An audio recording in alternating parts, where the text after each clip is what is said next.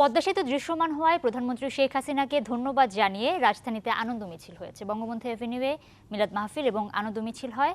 আর আওয়ামী লীগ নেতারা বলছেন, কোনো ষড়যন্ত্র আর বাধাই শেখ হাসিনা সরকারের উন্নয়নের জোয়ারে ঠেকাতে পারবে না।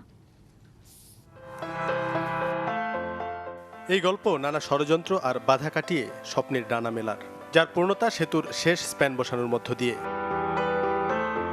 শুরুতেই দুর্নীতির অভিযোগে বিশ্বব্যাংকের পিচটান আর নানা অপপ্রচার, অনেকটাই অনিশ্চিত হয়ে পড়ে এই মহাযজ্ঞ।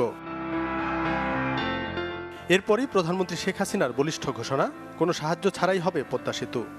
পদ্মা সেতু আমরা করতে পারবো না, এটা হয় না, আমরা দরকারে নিজেদের অর্থায়ন করব। আর কোনো দ্বিধা ছাড়াই পদ্মার বুক চিরে মাথা উঁচু করে দাঁড়িয়েছে স্বপ্ন। এই মহাপ্রকল্প দৃশ্যমান হওয়ায় সরকারকে ধন্যবাদ জানিয়ে আনন্দ মিছিল করেছে বাংলাদেশ আওয়ামী স্বেচ্ছাসেবক লীগ সহ বিভিন্ন সহযোগী সংগঠন।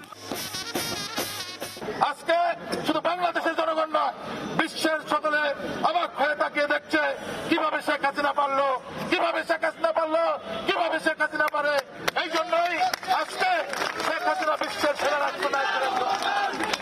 উন্নয়নের অগ্রযাত্রা অব্যাহত রাখতে কোনো ষড়যন্ত্রই আওয়ামী লীগকে রুখতে পারবে না বলে মন্তব্য করেছেন দলটির শীর্ষ এই নেতা।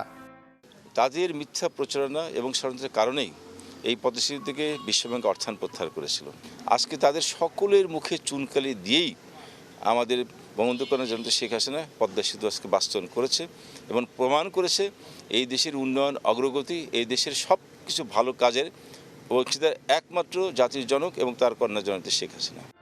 তাদের হুঁশিয়ারি, ভবিষ্যতে উন্নয়ন বিরোধী কোনো ষড়যন্ত্র সফল হতে দেওয়া হবে না। জোনায়েদ খান, চ্যানেল 24, ঢাকা।